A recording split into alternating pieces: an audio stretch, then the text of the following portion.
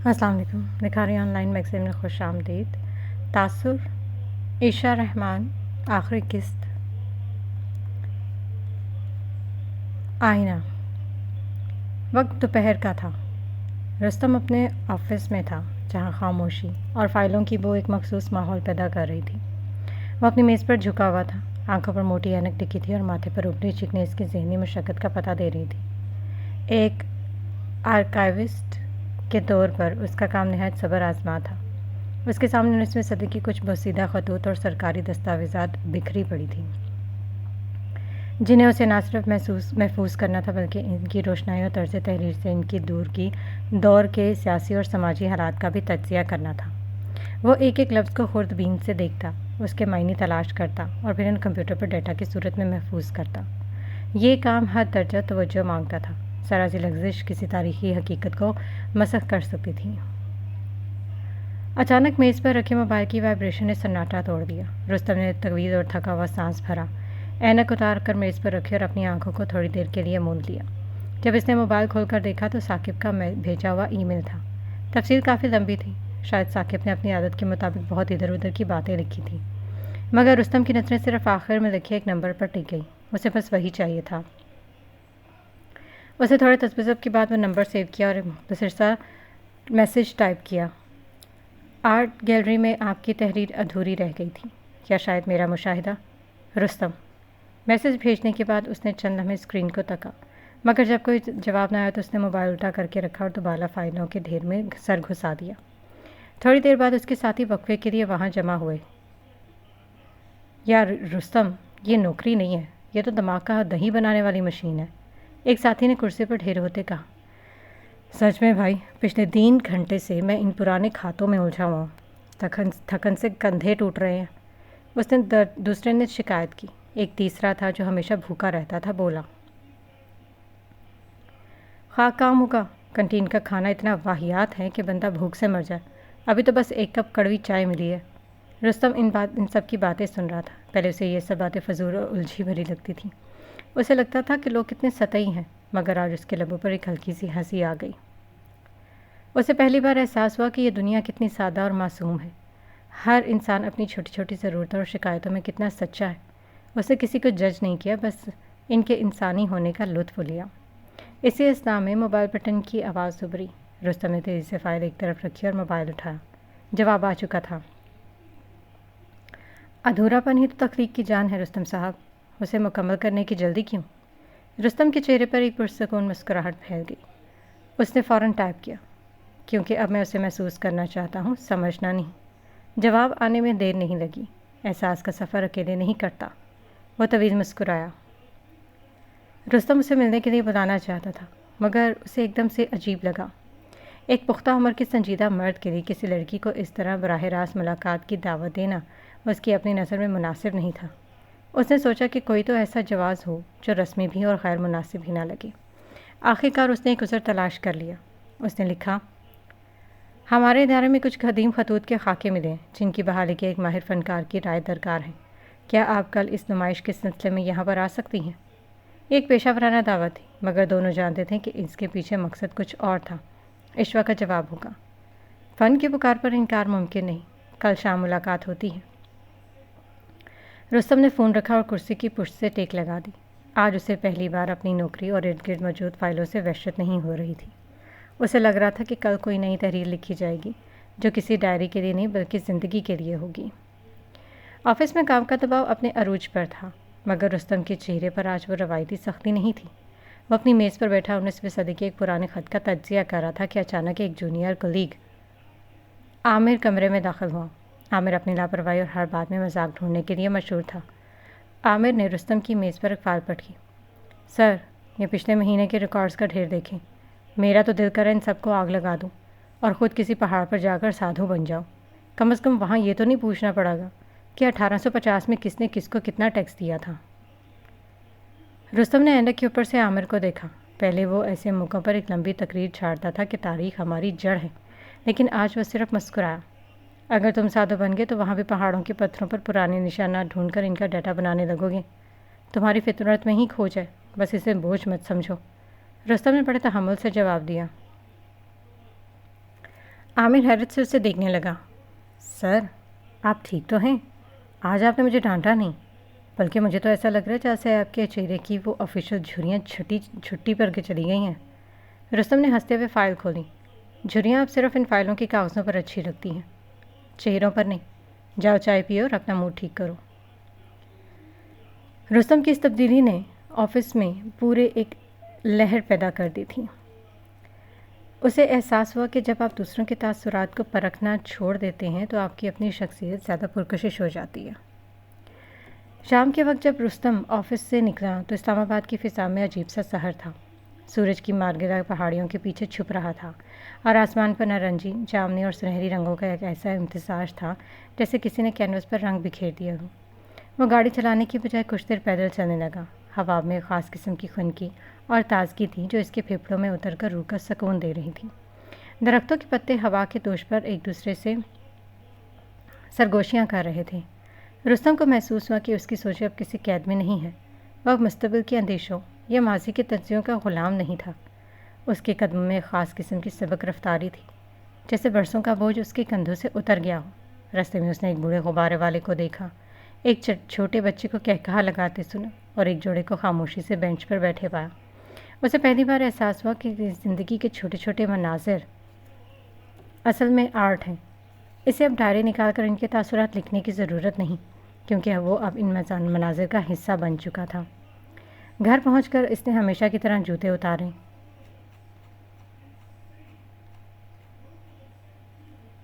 کوٹ hanger پر لٹکایا اور kitchen میں چلا آیا۔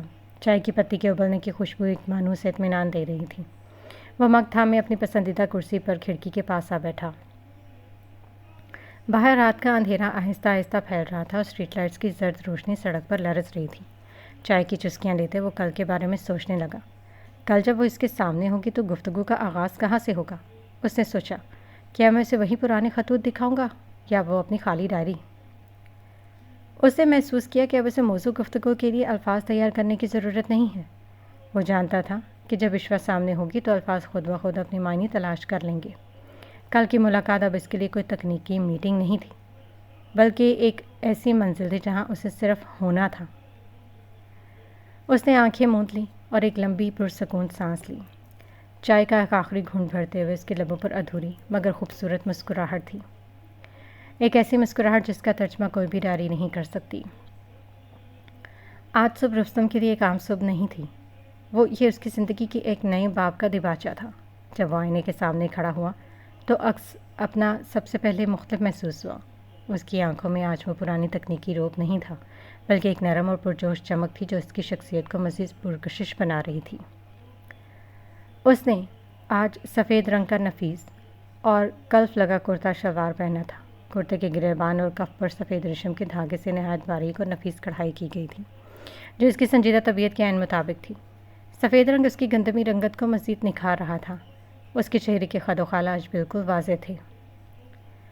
تراشی ہوئی داڑھی، تیکھی ناک اور وہ گہری آنکھیں جو اب پہلے سے زیادہ روشن لگ رہی تھیں۔ اس نے اپنے ولف کٹ بالوں کو بڑی نفاست سے سنوارا جو ماتھے پر بکھر کر اسے ایک فنکارانہ اور پختہ تاثر دے رہے تھے۔ آئینے میں خود کو دیکھ کر اس کے لبوں پر ایک ایسی مسکراہٹ آئی جو برسوں سے کہیں چھپ گئی تھی۔ آخر میں اس نے اپنے چوڑے کندھوں پر سیاہ رنگ کی شال پھیلائی اور گھر سے نکل پڑا۔ وہ آج آفس پہنچا تو وہاں تقریب کا سا سما تھا۔ ادارے کی سالانہ نمائش کی تیاری آخری مراحل میں تھی۔ رستم کے قدموں میں ایک خاص قسم کا اعتماد تھا جس نے اس کے ساتھیوں کو متوجہ کر لیا۔ اوہو رستم صاحب، آج تو آپ بالکل نواب بہاول پور لگ رہے ہیں، خیریت تو ہے؟ یہ عامر تھا جو اپنے موٹاپے اور خوش خوراکی کے باوجود ایک ذہین ذہن رکھتا تھا۔ رستم نے مسکرا کر اسے دیکھا۔ بس عامر، کبھی کبھی تبدیلی ضروری ہوتی ہے۔ وہیں دبلی پتی و انتہائی سمجھدار مس زویا فائلوں کا ڈھیر گزر رہی تھیں۔ انہوں نے رک کر رستم کو دیکھا۔ آپ کا یہ سفید اور سیاہ کا امتزاج بہت کچھ کہہ رہا ہے رستم صاحب، شاید آج کوئی خاص آرکائیو کھلنے والی ہے۔ اب کہ وہ ہنس پڑا تھا۔ کچھ کالج کینٹین کے کھانے پر بحث کر رہے تھے تو کچھ سنجیدگی سے ایگزیبیشن کے بورڈز درست کر رہے تھے۔ رستم ان سب کی باتوں میں ایک عجیب سا حسن دیکھ رہا تھا۔ اسے لگ رہا تھا کہ یہ سب کردار، چاہے وہ مذاق کر رہے ہوں یا شکایت، زندگی کے کینوس پر اپنا اپنا رنگ بھر رہے ہیں۔ وقت گزرا اور شام کے سائے گہرے ہونے لگے۔ تبھی رستم کی نظریں آفس کے صدر دروازے پر رک گئی۔ اندر داخل ہوتے وجود پر اس کی نگاہیں ٹھہر سی گئی تھیں۔ وہ سیاہ رنگ کے سادہ مگر انتہائی لفیس لباس میں ملبوس تھی، جس کے ساتھ اس نے سبز رنگ کا کشمیری دوپٹہ اوڑھ رکھا تھا۔ اس کی نفاست اس کے چلنے کے انداز سے عیاں تھی۔ اس کے چہرے پر وہی دیرینہ سکون تھا جو رستم کے لیے کسی منزل سے کم نہ تھا۔ وہ رستم کے پاس آئی اور دھیمے لہجے میں سلام کیا۔ اس نے مسکرا کر ادب سے جواب دیا۔ اس لیے اپنے پرسکون آفس میں آ گیا، جہاں پرانی کتابوں کی خوشبو اور لکڑی کا فرنیچر ان کا منتظر تھا۔ دونوں نے مل کر ان قدیم خطوط پر کام کرنا شروع کیا جن کی بحالی کے لیے رستم نے اسے بلایا تھا۔ کام کے دوران رستم نے اس کی مہارت سے اسے دیکھا۔ آپ آرٹ تھیف تو ہیں ہی، مگر آپ کی باتوں میں ایک گہرا فلسفہ اور سکھانے کا انداز ہوتا ہے۔ ایشوا نے خط کی روشنائی درست کرتے ہوئے اس کی جانب دیکھا۔ میں آرٹ کے ساتھ ساتھ ایک یونیورسٹی میں لیکچرر بھی ہوں۔ رستم ایک لمحے کے لیے ٹھٹک گیا۔ اوہ، تو آپ ایک استانی ہیں، تبھی تو آپ میرے ہر تاثر کا جواب اتنی مکمل اور گہری بات سے دیتی ہیں۔ رستم نے تھوڑی دیر بعد تجسس سے پوچھا، آپ کے گھر میں کون کون ہوتا ہے؟ اس سوال پر ایشوا کے لبوں پر ایک دھیمی اور معنی خیز مسکراہٹ آئی۔ رستم کو فوراً اپنا یہ سوال تھوڑا بچکانا لگا۔ اس نے جھینک کر سر کھجایا اور سمجھ گیا کہ ایشوا اس کی غیر پیشہ ورانہ بے چینی پر ہنس رہی ہے۔ کچھ دیر کی خاموشی کے بعد اس نے بغور اس کے چہرے کو دیکھا۔ میں لاہور میں نہیں رہتی، میں پچھلے 4 سالوں سے اسلام آباد میں ہی مقیم ہوں۔ رستم حیرت سے اسے دیکھنے لگا۔ اسلام آباد؟ تو آپ اس دن ٹرین میں؟ ایشوا نے اس کی بات کاٹی۔ میں جانتی ہوں آپ کا اسٹیشن پر وقت گزارنا، لوگوں کے تاثرات سے الجھنا اور پھر ان کی زندگی کے فیصلے اپنی ڈائری میں کرنا، آپ کا وہ بھورا کوٹ اور وہ بند مٹھیاں، میں نے ان سب کو قریب سے دیکھا ہے۔ وہ یوں بات کر رہی تھی جیسے وہ رستم کے ہر دن اور ہر رات کی سوچ سے واقف ہو۔ رستم کی حیرانی کی حد نہ رہی۔ اس نے بے اختیار پوچھا، کیا میں آپ کو پہلے سے جانتا ہوں؟ ایشوا نے قلم رکھ کر اسے دیکھا۔ اس کی آنکھوں میں ایک گہرا سمندر تھا۔ نہیں، آپ مجھے نہیں جانتے، مگر میں آپ کو جانتی ہوں، رستم دستگیر۔ رستم اسے ناسمجھی سے دیکھ رہا تھا۔ اس کا پورا نام اس کے لبوں پر کتنا مانوس لگ رہا تھا۔ آپ مجھے کیسے جانتی ہیں؟ رستم نے بے چینی سے پوچھا۔ ایشوا نے اس کے سوال کو نظر انداز کرتے اس کے سامنے پڑے خط کی طرف اشارہ کیا۔ رستم صاحب، آپ اس خط کی صرف کٹی پھٹی روشنائی اور شکستہ لکھائی کا ڈیٹا بنا رہے ہیں، لیکن ذرا اس کے لکھنے والے کے قلم کے دباؤ کو تو دیکھیے۔ 1857 کی جنگ کے بعد لکھے گئے اس خط میں جو الفاظ چنے گئے وہ بظاہر بڑے رسمی اور سخت ہیں، جیسے کوئی حاکم اپنے محکوم کو حکم دے رہا ہو، لیکن جس جگہ لکھنے والے نے اس دستخط کیے ہیں وہاں روشنائی کا پھیلاؤ اور کاغذ پر ابھرا ہوا ہلکا سا جھول بتا رہا ہے کہ لکھتے وقت اس کے ہاتھ کانپ رہے ہیں۔ اس کی رائے پر رستم کی عقل دنگ کر گئی تھی۔ وہ اس خط کے لکھنے والے کے تاثرات اور ارد گرد کے لوگوں کے رویے کے بارے میں ایسے بتا رہی تھی جیسے وہ اس دور کی گواہ ہو۔ ایشوا کے الفاظ میں ایک ایسی کاٹ اور گہرائی تھی کہ رستم کو اپنا مشاہدہ اس کے سامنے ہینچ لگنے لگا۔ رستم کو اس کام سے زیادہ اس بات کو جاننے کی بے چینی تھی کہ یہ لڑکی جس نے اسے رستم دستگیر پکارا اس کی زندگی کے بند کمروں تک کیسے پہنچی۔ ایشوا کی ہر بات، اس کا ہر لفظ رستم کے گرد ایک ایسا جادو بن رہا تھا جس سے نکلنا اس کے بس میں نہ تھا۔ وہ اسے بتا رہی تھی کہ کون سا تارسو سچا ہے اور کون سا محض ایک ڈھال، جبکہ رستم صرف اسے دیکھ رہا تھا اور یہ سوچ رہا تھا کہ اس کا اپنا تاثر اس وقت ایشوا کی نظروں میں کیا ہوگا۔ شام کے سائے اب گہرے ہو کر دفتر کے در و دیوار پر پھیل چکے تھے۔ رستم اور ایشوا جب عمارت سے باہر نکلے تو آسمان پر لالی کے آخری نشانات باقی تھے۔ ٹھنڈی ہوا کے جھونکے رستم کے سفید کرتے کو چھو کر گزر رہے تھے، مگر اس کے اندر تجسس کی ایک تپش تھی جو اسے بے چین کیے ہوئے تھی۔ وہ چند لمحوں کے لیے رکا اور مڑ کر ایشوا کو تکا جو خاموشی سے سڑک کے کنارے لگے پرانے پیڑوں کو دیکھ رہی تھی۔ اس کے چہرے پر وہی لافانی سکون تھا جو رستم کے لیے اب ایک ناقابل حل پہیلی بن چکا تھا۔ اب خاموشی کا جواز ختم ہو چکا ہے۔ آپ نے میرا وہ نام لیا جو صرف میری سرکاری دستاویزات یا میرے بہت قریبی حلقے تک محدود ہے۔ آپ پچھلے 4 سال سے اسی شہر میں ہیں جہاں میں سانس لیتا ہوں۔ آپ مجھے کیسے جانتی ہیں اور آپ کو میرے ان تاثرات کی خبر کیسے ہے جنہیں میں نے ہمیشہ ایک فولادی ڈھال کے پیچھے چھپا کر رکھا؟ ایشوا رکی۔ اس نے اپنے سبز دوپٹے کو کندھے پر درست کیا اور گہرا سانس لے کر رستم کی آنکھوں میں دیکھا۔ اس کی آنکھوں میں ایک ایسی چمک تھی جیسے وہ برسوں پرانی کسی داستان کا ورق الٹ رہی ہو۔ رستم دستگیر، آپ کو لگتا ہے کہ آپ لوگوں کو پڑھتے ہیں، لیکن آپ یہ بھول گئے کہ جو شخص روشنی کے نیچے کھڑا ہو، دوسروں کے سائے گن رہا ہو، وہ خود سب سے زیادہ واضح نظر آتا ہے۔ وہ تھوڑا قریب آئے۔ اس کے لہجے میں ایک استانی کی دانائی اور فنکار کی مٹھاس تھی۔ آپ پچھلے 4 سالوں سے اسلام آباد کی جس نیشنل آرکائیو لائبریری میں کام بیٹھتے ہیں اس کے ٹھیک سامنے والی گلی میں میرا آرٹ اسٹوڈیو ہے۔ میں نے آپ کو انگنت بار وہاں سے گزرتے دیکھا ہے۔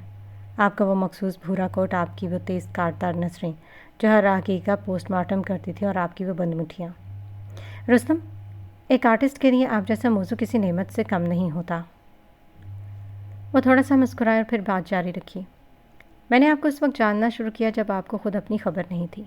میں اکثر اس پارک میں بیٹھتی تھی جہاں آپ شام کو واک کے لیے آتے تھے، مگر آپ کبھی کسی کو دیکھتے نہیں تھے، آپ صرف مشاہدہ کرتے تھے۔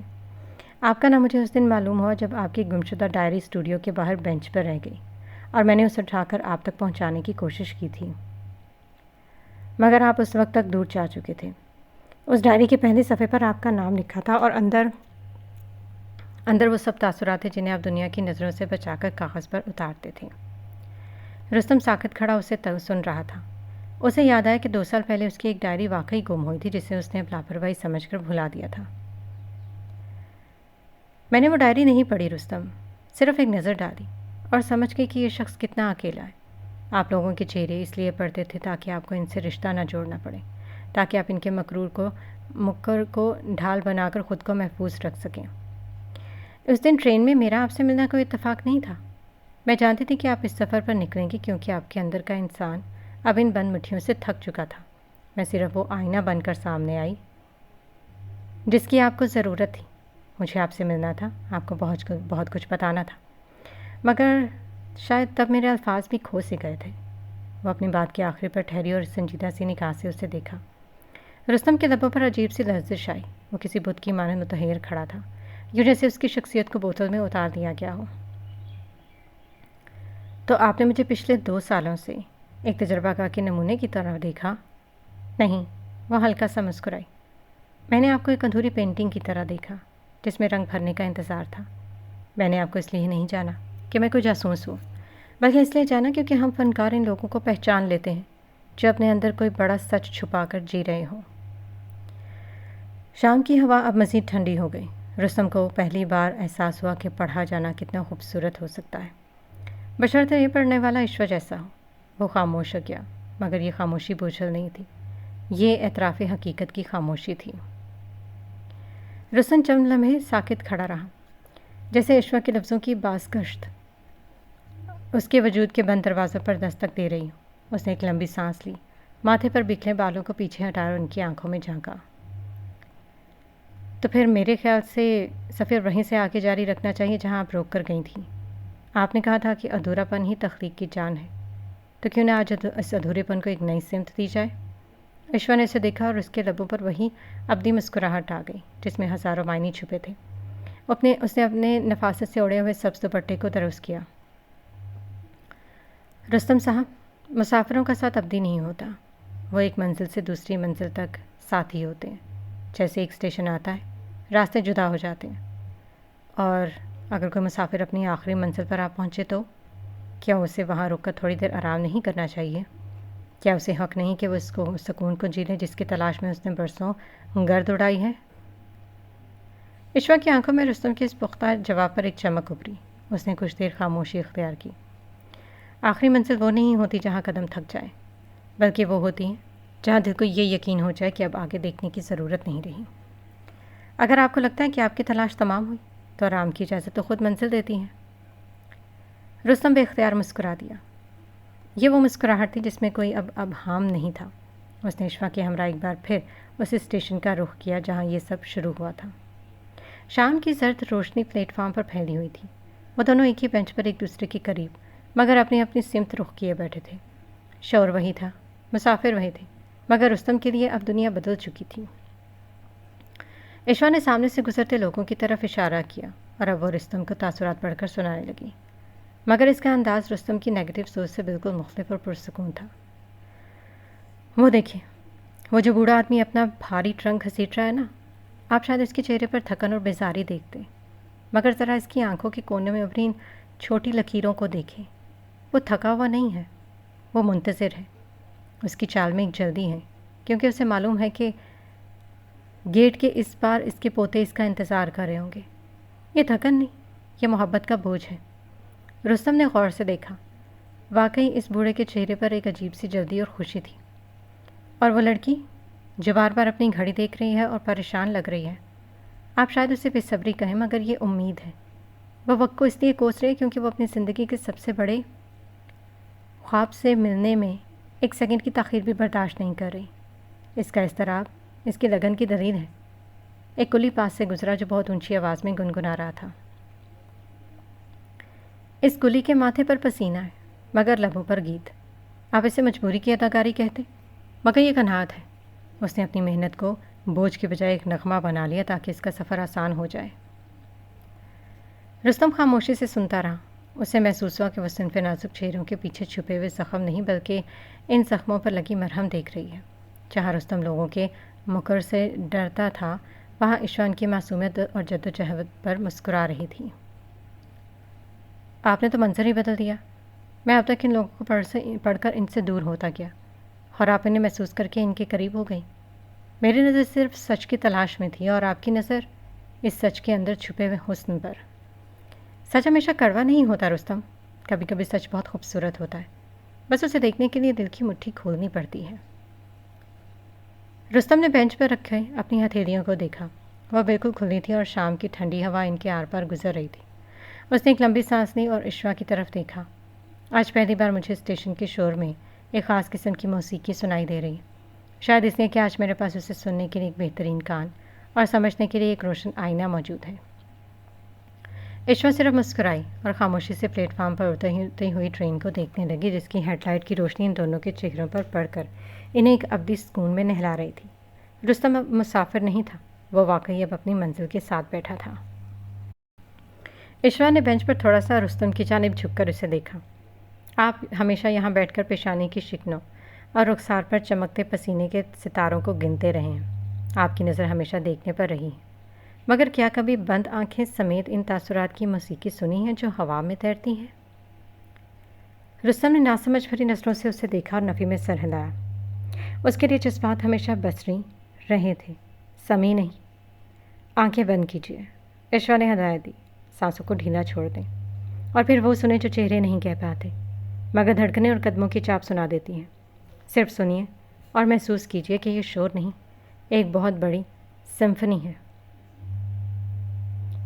رستم نے ایک گہری سانس لی، اپنے اندر کے تمام تناؤ کو خارج کیا اور آنکھیں موند کر بینچ کے پشت سے سر ٹکا دیا۔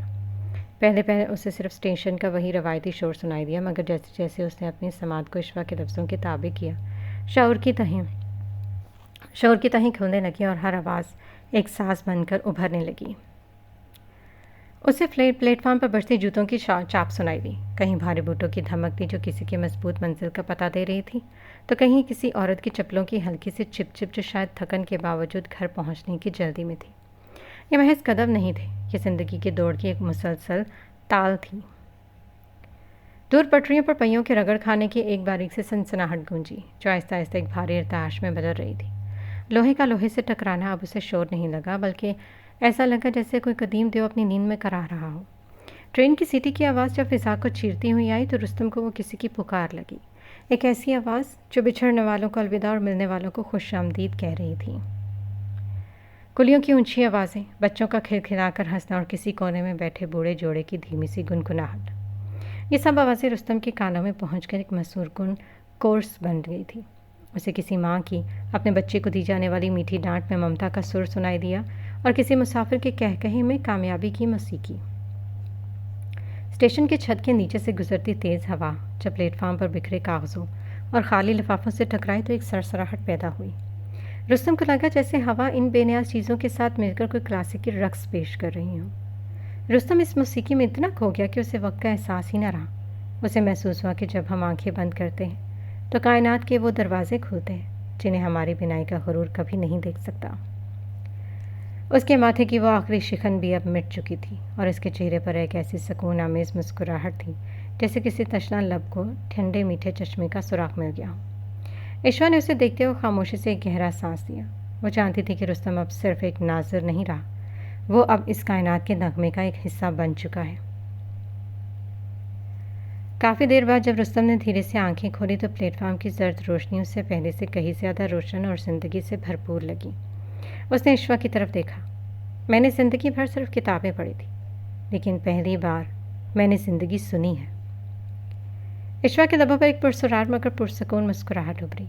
اس نے ایک گہری سانس بھری، جیسے وہ اپنی روح کی تمام وسعتوں کو ان الفاظ میں سمونا چاہتی ہو۔ اس نے رستم کی آنکھوں میں جھانک کر دیکھا، جہاں سوالوں کی جگہ پیاس نے لے لی تھی۔ رستم صاحب، آپ نے برسوں چہرے کا مطالعہ کیا، پیشانی کے بل گنے اور آنکھوں کی گردش کو ناپا، لیکن کیا آپ نے کبھی اس واحد نقطے پر غور کیا جہاں سے انسان کے تمام تاثرات جنم لیتے ہیں اور وہیں پر ہی آ کر دم توڑ دیتے ہیں؟ رستم خاموشی سے منتظر رہا۔ اشوا نے اپنی بات کو نہایت تفصیل اور گہرائی سے بیان کرنا شروع کیا۔ انسان کے تمام تاثرات، چاہے وہ غصہ ہو، محبت ہو، حسن ہو یا سکون، ان سب کا اصل مقصد قبولیت یا انکار ہے۔ یہ ایک وہ نقطہ ہے جو چہرے کے پورے جغرافیے کو بدل کر رکھ دیتا ہے۔ اس نے پلیٹ فارم پر موجود ایک ہجوم کی طرف اشارہ کیا اور اپنی تشریح جاری رکھی۔ جب انسان کسی لمحے، کسی حقیقت یا کسی محرومی کو قبول کرنے سے انکار کرتا ہے تو اس کے چہرے پر تاثرات کا طوفان کھڑا ہو جاتا ہے۔ ماتھے کی وہ شکنیں جو آپ گنتے تھے، وہ دراصل حقیقت سے لڑتے ہوئے عقل کی نشانیاں ہیں۔ بھینچی ہوئی مٹیاں اور سکڑے ہوئے لب اس بات کا اعلان ہوتے ہیں کہ انسان اس لمحے کو ویسا تسلیم کرنے کو تیار نہیں جیسا وہ ہے۔ غصہ، نفرت، بیزاری، یہ دراصل انکار کی ہی مختلف شکلیں ہیں۔ اس کے برعکس جب انسان کسی کی بھی سچائی کو، چاہے وہ کتنی ہی تلخ کیوں نہ ہو، قبول کر لیتا ہے تو اس کے تاثرات میں ایک ابدی موسیقی اتر آتی ہے۔ آنکھوں کے کونوں پر ڈھیلا پڑ جانا، سانس کا ہموار ہونا اور چہرے کے عضلات کا سکون میں آنا، یہ سب اس بات کی علامت ہے کہ روح نے کائنات کے فیصلے کے سامنے ہتھیار ڈال دیں۔ سکون، خوشی اور اطمینان دراصل قبولیت کے دوسرے نام ہیں۔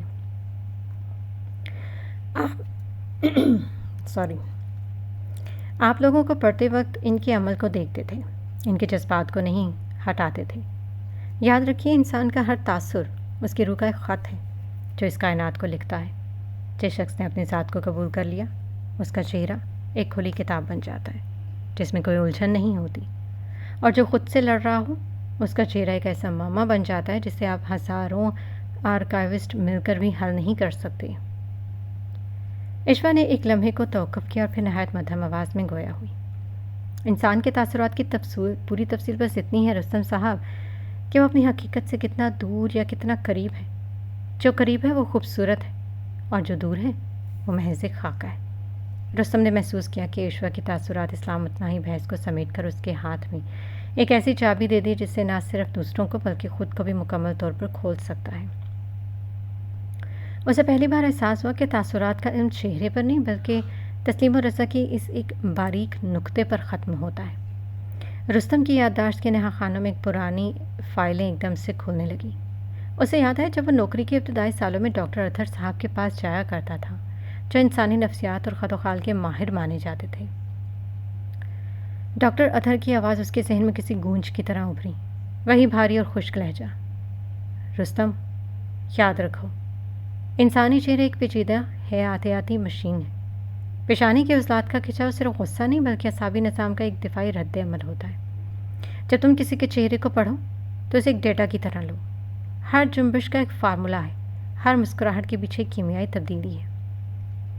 جذبات کو جذبات کی طرح نہیں بلکہ تکنیکی شواہد کی طرح پرکھو، ورنہ تم کبھی ایک اچھے آرکائیوسٹ نہیں بن سکو گے۔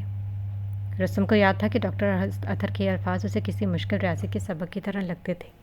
وہ ان فارمولوں میں الجھ جاتا تھا۔ اسے لگتا تھا کہ انسان ایک گوشت بوجھ کا وجود نہیں بلکہ الجھی ہوئی تاروں کا ایک مجموعہ ہے جسے سمجھنا نہایت دشوار اور تھکا دینے والا کام ہے۔ ڈاکٹر صاحب نے اسے چہرہ پڑھنا تو سکھا دیا مگر انسان دیکھنا نہیں سکھایا۔ پھر اس نے اپنے ساتھ بیٹھی اشوا کی طرف دیکھا۔ ڈاکٹر اتھر کے الفاظ ایک سبق تھے، جبکہ اشوا کے الفاظ ایک لوری کی طرح تھے، سادہ، میٹھے اور روح میں اتر جانے والے۔ جہاں ڈاکٹر صاحب نے اسے خوردبین تھمائی کہ وہ باریکیاں ڈھونڈے، وہاں اشوا نے اسے ایک آئینہ دے دیا تھا جس میں سے پوری کائنات صاف نظر آنے لگی۔ اشوا کی گفتگو اسے کسی درسی کتاب کا بھاگ نہیں بلکہ بارش کی پہلی بوند کی طرح لگی جسے سمجھنے کے لیے کسی ڈگری یا عقل کی ضرورت نہیں تھی، بس اسے محسوس کرنا کافی تھا۔ ڈاکٹر اتھر اسے تجزیہ کرنا سکھا رہے تھے جبکہ اشوا اسے تعارف کروا رہی تھی۔ ڈاکٹر صاحب اسے انسانوں سے دور کر رہے تھے اور اشوا نے اسے انسانیت کے قدموں میں لا بٹھایا تھا۔ اسے پہلی بار احساس ہوا کہ جتنا مشکل سے ڈاکٹر اطہر نے بنایا تھا، زندگی اتنی مشکل نہیں تھی۔ زندگی تو اتنی ہی آسان تھی جتنا عشوا کا مسکرا کر یہ کہنا کہ مٹھی کھول دو۔ وہ عشوا کی طرف مڑا۔ ڈاکٹر اطہر نے مجھے سکھایا تھا کہ سمندر کی گہرائی کیسے ناپتے ہیں، مگر آپ نے مجھے اس سمندر میں تیرنا سکھا دیا۔ وہ نامعلوم سا مسکرا دی۔ رستم کے لیے زندگی اب کسی تھکا دینے والے مشاہدے کا نام نہیں تھی، بلکہ ایسے اطمینان کا نام تھا جہاں سوال دم توڑ دیتے ہیں۔ اس نے محسوس کیا کہ ماہر نفسیات اور اپنے شعبوں کی کامل لوگ سچائی کو فارمولوں میں قید کر کے اس کے کتنا کرخت اور بوجھل بنا دیتے ہیں۔ زندگی اور انسانی تاثرات تو ایک سیدھی اور صاف سڑک کی طرح تھے، جنہیں جب تک پیچیدگی کی اینک سے دیکھا جائے تو وہ ذہن پر بوجھ بن جاتے ہیں، مگر کھلی آنکھ اور مثبت سوچ سے پرکھا جائے تو ایک نیا فلسفہ جنم لیتا ہے۔ رسم کو آج احساس ہوا کہ اس کا اصل معالج کوئی ڈاکٹر نہیں، بلکہ اس کے ساتھ بیٹھا یہ سکون تھا جس نے اسے خود ملا دیا تھا۔ اب اسے مزید کسی تلاش کی ضرورت نہیں تھی، اب تو کشتی کو کنارے پر لگا کر لہروں کا لطف لینا تھا۔ رستم نے گردن موڑ کر عشوا کے پرسکون چہرے کو دیکھا۔ اسٹیشن کی زرد روشنیاں اس کی آنکھوں میں ستارے بن کر جھلملا رہی تھیں۔ عشوا، میں نے زندگی بھر چہروں کے پیچھے چھپے ہوئے مکر کو پڑھا، مگر مجھے نہیں معلوم تھا کہ کسی کے چہرے پر لکھا سچ اتنا خوبصورت بھی ہو سکتا ہے کہ انسان اپنی پوری زندگی کی جمع پونجی اسے ایک پل پر وار دے۔ مجھے اب دنیا کے تاثرات نہیں سمجھنے، مجھے بس آپ کی اس خاموشی کو ترجمہ کرنا ہے جو میرے شور زدہ وجود کو سجدے میں گرا دیتی ہے۔ اس کے الفاظ تھوڑے سے رومانوی تھے اور بہت زیادہ سنجیدہ۔ عشوا نے کوئی جواب نہ دیا، مگر اس کے لبوں پر ایک ایسی خاموش اور گہری مسکراہٹ ابھری جس نے رستم کی کھلی مٹھی کو جیسے کسی اندیکھے نور سے بھر دیا۔ اس مسکراہٹ میں قبولیت بھی تھی اور رفاقت کا وعدہ بھی۔ اسی پل پلیٹ فارم پر ہوا کا ایک تیز جھونکا آیا۔ عشوا کا سبز دوپٹہ ہوا کے دوش پر لہرایا اور اس کا ایک پلو پھسل کر زمین کو چھونے لگا، جہاں وہ رستم کی شال کے سیاہ رنگ کے ساتھ مل کر ایک حسین امتزاج بنا رہا تھا۔ وہ بڑے وقار اور نرمی سے جھکا، اپنی لمبی انگلیاں اس ریشمی پلو پر جمائی، اسے نہایت احتیاط سے اٹھایا، ہلکا سا جھاڑ کر مٹی صاف کی اور پھر اسے کسی مقدس تحفے کی طرح اپنی گود میں رکھ لیا۔ عشوا نے اس کے اس انداز پر اسے دیکھا اور رستم نے مسکرا کر سامنے پلیٹ فارم کی طرف رخ کر لیا۔ اس وقت فضا میں ایک عجیب سی نغمگی تھی، ٹرینوں کی آوازیں، مسافروں کا شور اور ہوا کی سرسراہٹ سب مل کر ایک جشن کا سا سما پیش کر رہے تھے۔ اسی دوران ایک بھاری بھرکم کلی جس نے سر پر 3 بڑے ٹرنک اٹھا رکھے تھے اور پسینے میں شرابور تھا، ان کے بالکل قریب سے گنگناتا ہوا گزرا۔ میاں، اتنا مت دیکھو اس کو، کہیں ٹرین کے بدلے خیالوں کی ریل میں نہ سوار ہو جاؤ۔ اس کلی کے برجستہ اور مزاحیہ جملے پر وہ دونوں جو کسی گہرے سحر میں گم تھے بے اختیار ہنس دیے۔ رستم کا کہکہا اتنا بے ساختہ تھا کہ پلیٹ فارم پر موجود چند لوگ مڑ کر اسے دیکھنے لگے۔ عشوا نے اپنا رخ دوسری طرف چھپایا، مگر اس کی آنکھوں کی چمک بتا رہی تھی کہ اسے یہ شور اب کتنا بھلا لگ رہا تھا۔ ارد گرد کا منظر اب پہلے جیسا نہیں رہا تھا۔ اب وہ اسٹیشن نہیں تھا، وہ ایک ایسی جگہ تھی جہاں دو روحیں اپنے تمام تر بوجھ اتار کر ایک دوسرے کے سامنے کھڑی تھیں۔ ہوا کی ٹھنڈک، لوگوں کی چہل پہل اور کلی کی وہ مزاحیہ بول، سب کچھ رستم کے لیے جیتی جاگتی حقیقت بن چکے تھے۔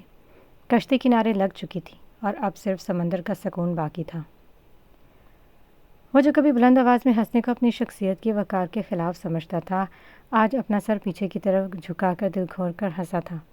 عشوا نے اسے دیکھا، ہنستے ہوئے رستم کی آنکھوں کے گرد 2 چھوٹی چھوٹی لکیریں ابھری ہیں، جنہیں وہ اب تک بڑھاپے یا تھکن کی علامت سمجھ رہا تھا، مگر عشوا کی نظر میں وہ خالص زندگی کے نشانات تھے۔ رستم نے اپنی گود میں رکھے دوپٹے کے پلو کو ایک بار پھر چھوا، وہ ریشمی لمس اسے اپنی حقیقت سے جوڑ رہا تھا۔ اس نے گہری سانس لی اور ارد گرد کے ماحول کو ایک نئی نظر سے دیکھا۔ پلیٹ فارم پر لگی پرانی لائٹس اب زرد نہیں لگ رہی تھیں، بلکہ ان کی روشنی میں ایک سنہرا پن تھا جو ہر مسافر کے چہرے کو ایک فن پارے میں تبدیل کر رہا تھا۔ اس کلی نے سچی تو کہا ہے، ہم شاید برسوں سے اسی خیالوں کی ریل کا انتظار کر رہے تھے، جبکہ حقیقت ہمارے پہلوں تلے اسٹیشن کی مٹی میں دبی ہوئی تھی۔ عشوا نے اپنی نظریں سامنے پٹریوں پر جمائی جہاں لوہا روشنی میں چمک رہا تھا۔ حقیقت کبھی دبی نہیں ہوتی رستم، بس اسے دیکھنے کے لیے اس اینک کی ضرورت ہوتی ہے جو آپ نے آج اتار پھینکی ہے۔ اب اسٹیشن کو دیکھیں، یہاں کوئی بھی اجنبی نہیں ہے، ہر شخص ایک کہانی ہے اور ہر کہانی کا انجام محبت ہے۔ اسی لمحے ایک چھوٹی بچی جس کے ہاتھ میں ایک رنگین غبارہ تھا بھاگتے ہوئے ان کے قریب سے گزری۔ اس کا غبارہ رستم کے سفید کرتے سے ٹکرایا اور رکا، रुस्तम ने बड़ी नरमी से उसे थामा और बच्चे की तरफ बढ़ा दिया। बच्चे ने उसे देखकर एक मासूम सी मुस्कुराहट दी और शुक्रिया कहे बगैर ही भाग गई। रुस्तम ने इश्वा की तरफ देखा।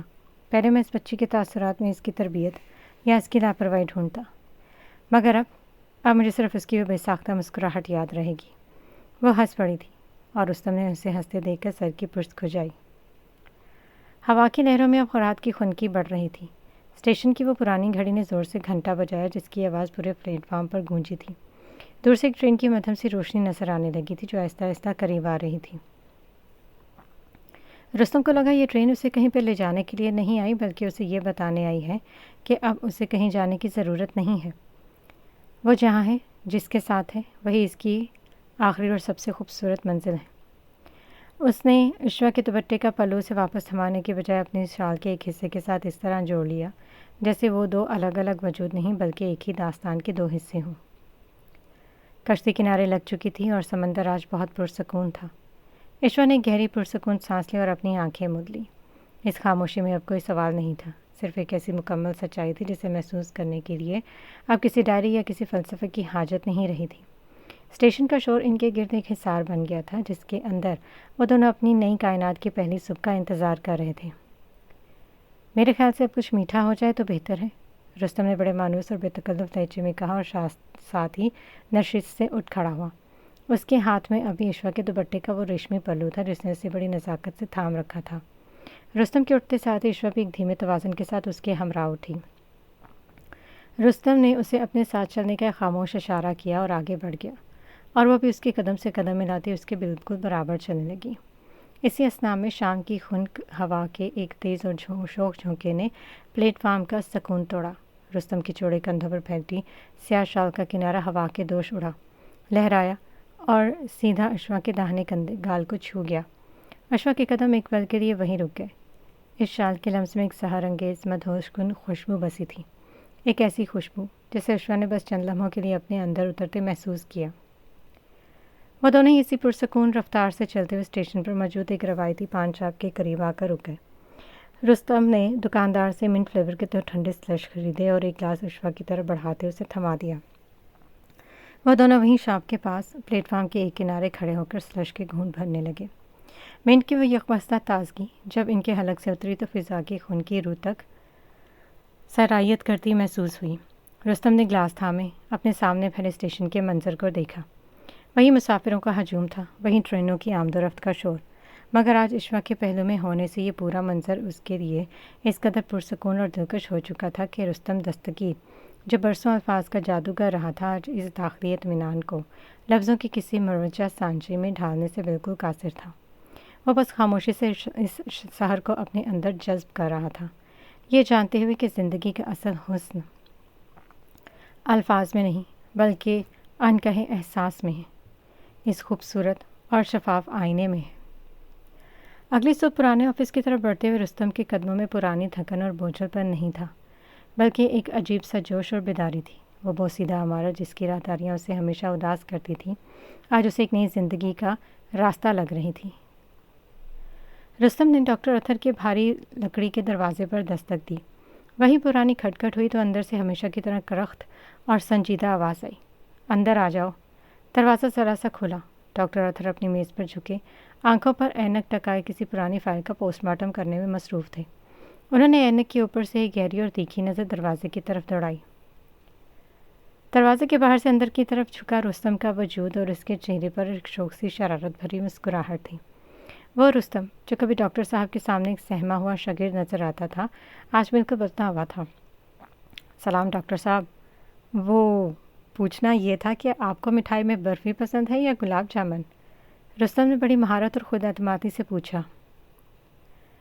चंद लम्हों के लिए डॉक्टर अथर का कलम रुक गया।